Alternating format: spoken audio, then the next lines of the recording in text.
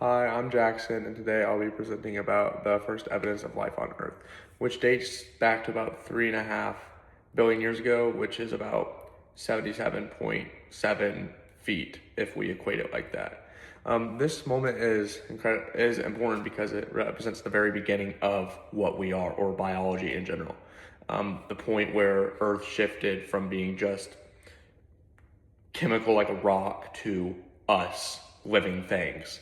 Um, Everything exists today because of this now, including humans, plants, animals, anything you can think of. Okay, so what happened 3.5 billion years ago? What did these things look like? Well, they were single-celled microorganisms, nothing like what we see today, nothing super crazy, just super simple. They weren't complex, and they were living in environments that were super extreme as well, especially to us today.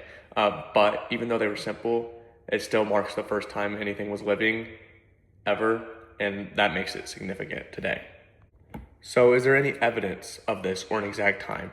Well, scientists tend to go with and believe that strolomites, which are layered structures created by um, biomats, basically communities of microorganisms that have been trapped in sediment over time, so we can see how long ago this has been, and it's like layers. And they're some of the clearest signs of early life because they show patterns of living organisms and what they can produce.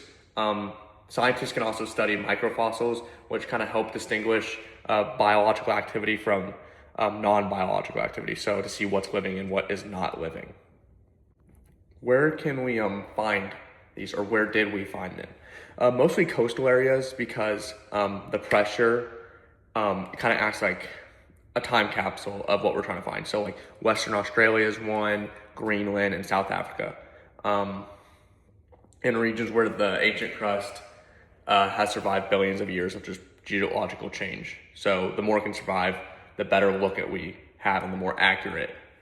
As you probably know, life was super different 3.5 billion years ago.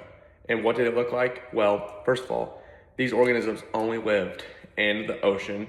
The whole world looked different. Nations and continents different. There was no oxygen in our atmosphere, which is crazy. I mean, and of course, as I said earlier, simple organisms. So there were no animals, um, no plants, just the most basic bare bones things you can get. So I'm going to give you two interesting facts and one just kind of a reference. But the first one is that scientists still debate on where and how this happened. Some believe it was in deep sea hypothermal vents where chemical energy was just, there was a lot of it. And others think it was in shallow tidal pools exposed to sunlight. So that type of energy. Either way, these simple forms and how they created us is they were able to produce oxygen, which completely transformed everything as we see it today. And then the next thing is, and I just Googled this, which is I think really cool. If you had a 24-hour day, us humans show up in the last seconds right before midnight.